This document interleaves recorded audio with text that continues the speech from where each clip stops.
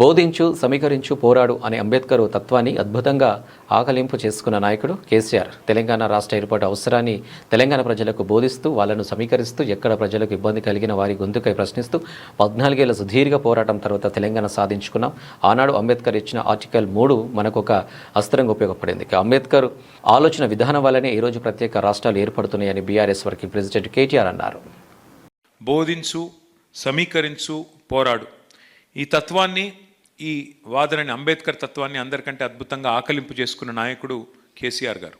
అందుకే తెలంగాణ రాష్ట్ర ఏర్పాటు ఆవశ్యకతను, తెలంగాణ ప్రజలను సమీకరిస్తూ, వారికి రాష్ట్రాన్ని ఏర్పాటు చేయాల్సిన అవసరాన్ని బోధిస్తూ, ఎక్కడ ప్రజలకి ఇబ్బంది కలిగినా వారి తరపున పోరాడుతూ, వారి గొంతుకై నిలిచి 14 ఏళ్ళు కష్టపడి అల్టిమేట్గా తెలంగాణ సాధించుకున్నాం.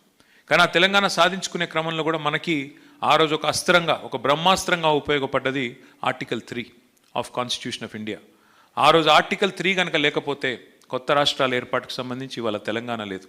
అట్లాగే రాజ్యాంగంలో ఒక అద్భుతమైన నిబంధన, కాన్స్టిట్యూయెంట్ అసెంబ్లీ డిబేట్స్లో డాక్టర్ బాబాసాహెబ్ మన తరపున వాదించినారు వకాల్తా పుచ్చుకుని. ఆయన వాడిన ఒక మాట, ఒక పదం, ఒక ఇడియం, టిరనీ ఆఫ్ మెజారిటీ అన్నారు. అంటే మందబలంతో అల్పసంఖ్యాకుల గొంతు దొక్కుతారు.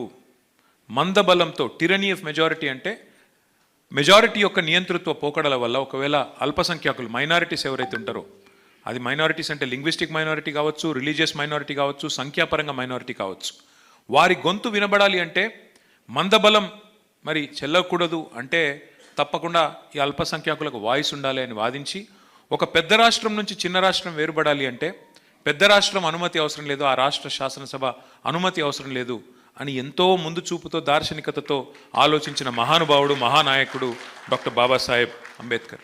ఇవాళ మనం ఈ రాష్ట్రంలో ఇంత స్వేచ్ఛగా ఇక్కడ నిలబడి మాట్లాడగలుగుతున్నామంటే ఆ రాజ్యాంగం ప్రసాదించిన free speech, right to free speech అనేది ఇవాళ మనకు ఆలంబనంగా ఉపయోగపడుతున్నది.